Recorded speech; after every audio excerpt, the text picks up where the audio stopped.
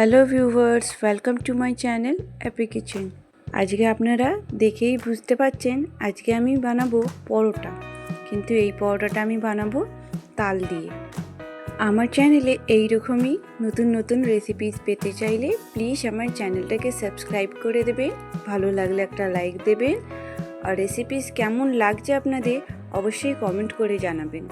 তো চলুন আরম্ভ করি তালের পরোটা।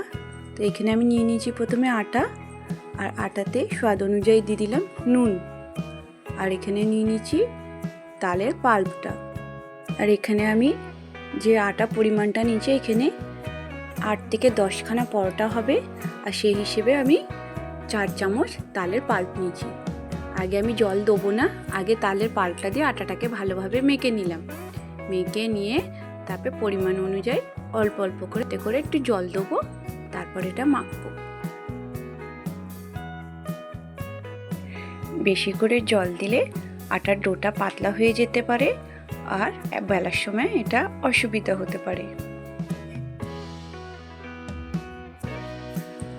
তাই ডোটা কতটা শক্ত রাখবো বা কতটা সফট রাখবো সেই হিসেবে আমি অল্প অল্প করে জল মেশাচ্ছি। এখনো ডোটা একটু শক্ত আছে বলে না আর একটু জল দিয়ে ভালোভাবে ডোটাকে মেখে নিলাম।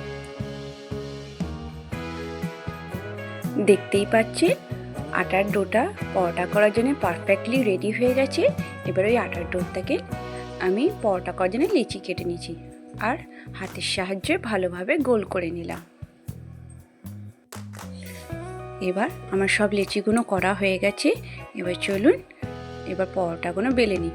একটু আটার লেচিতে একটুখানি ব্রাশের সাহায্যে আমি রিফাইন তেল দিয়ে দিলাম, আর এবার এগুলোকে আমি বেলে নিচ্ছি।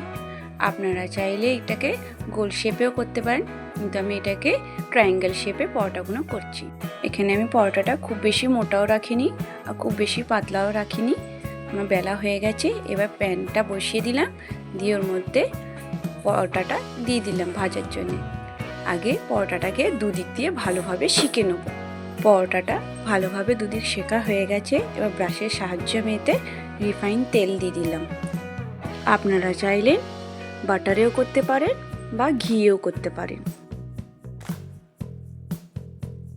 এখানে পরোটাটা রিফাইন তেল দিয়ে ভালোভাবে দুদিক সেঁকে নিলাম। তালের পরোটা দুদিক ভালোভাবে সেঁকা হয়ে গেছে। এইভাবেই আমি সব পরোটাগুলো করে নিলাম। তালের পরোটা আমার রেডি হয়ে গেছে। Thank you for watching my video.